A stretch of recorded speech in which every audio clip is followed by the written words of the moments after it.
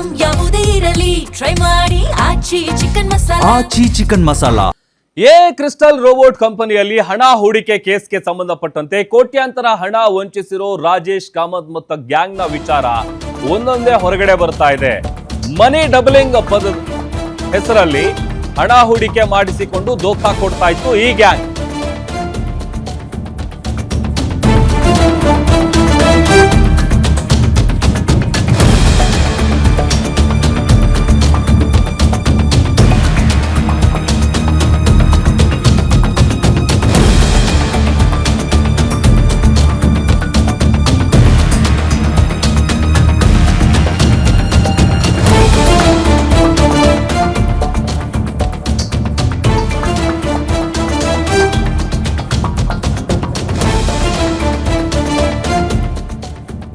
A crystal robot ಕಂಪನಿಯಲ್ಲಿ ಹಣ ಹೂಡಿಕೆ ಕೇಸ್ಗೆ ಸಂಬಂಧಪಟ್ಟಂತೆ ಕೋಟ್ಯಾಂತರ ಹಣ ವಂಚಿಸಿರೋ ರಾಜೇಶ್ ಕಾಮತ್ ಮತ್ತು ಗ್ಯಾಂಗ್ ಮನಿ ಡಬ್ಲಿಂಗ್ ಹೆಸರಲ್ಲಿ ಹಣ ಹೂಡಿಕೆ ಮಾಡಿಸಿಕೊಂಡು ಈ ಖತರ್ನಾಕ್ ಗ್ಯಾಂಗ್ ದೋಖಾ ಮಾಡ್ತಾ ಇತ್ತು.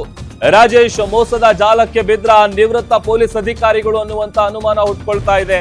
ಯಾಕೆ ಅಂತ ಅಂದ್ರೆ ಇಬ್ಬರು ನಿವೃತ್ತ ಎಸಿಪಿಗಳು ರಾಕೇಶ್ ಕಾಮತ್ ಈವೆಂಟ್ ನಲ್ಲಿ ಭಾಗಿಯಾಗಿದ್ದಾರೆ. ರಾಜೇಶ್ ಎ ಕ್ರಿಸ್ಟಲ್ ರೋಬೋಟ್ ಕಂಪನಿಯಲ್ಲಿ ಹಣ ಹೂಡಿಕೆ ಮಾಡಿದ್ರೆ ಅದನ್ನ ನಾವು 1 to double ಮಾಡ್ಕೊಡ್ತೀವಿ ಅಂತ ಹೇಳಿ ಬಣ್ಣ ಬಣ್ಣದ ಮಾತುಗಳನ್ನ ಆಡಿ ಆಮಿಷ ಒಡ್ಡಿ ಹೂಡಿಕೆ ಮಾಡಿಸ್ಕೊಳ್ತಾ ಇದ್ರು. ಆಮೇಲೆ ಅವರಿಗೆಲ್ಲ ಉಣ್ಣೆನಾಮ ತಿಕ್ತಾ ಇದ್ರು.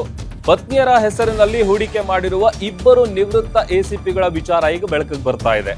ನಿವೃತ್ತ ಪೊಲೀಸ್ ಅಧಿಕಾರಿಗಳನ್ನು ಕೂಡ ಈ ಗ್ಯಾಂಗ್ ವಂಚನೆ ಮಾಡಿದೆ.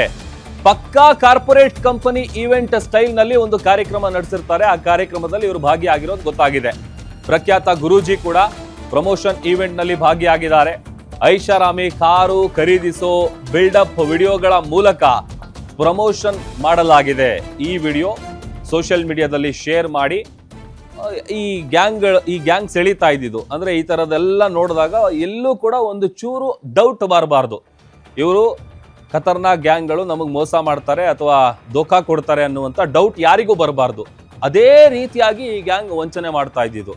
ಹಾಗಾಗಿ ಅದೇ ರೀತಿಯಾದಂಥ ಒಂದಷ್ಟು ಬಿಲ್ಡಪ್ ವಿಡಿಯೋಗಳನ್ನು ಕೂಡ ಶೂಟ್ ಮಾಡಿ ಅದನ್ನು ಸೋಷಿಯಲ್ ಮೀಡಿಯಾಗಳಲ್ಲಿ ಅಪ್ಲೋಡ್ ಮಾಡಿ ಹೂಡಿಕೆ ಮಾಡೋದಕ್ಕೆ ಗ್ರಾಹಕರನ್ನ ಸೆಳೀತಾ ಇದ್ರು.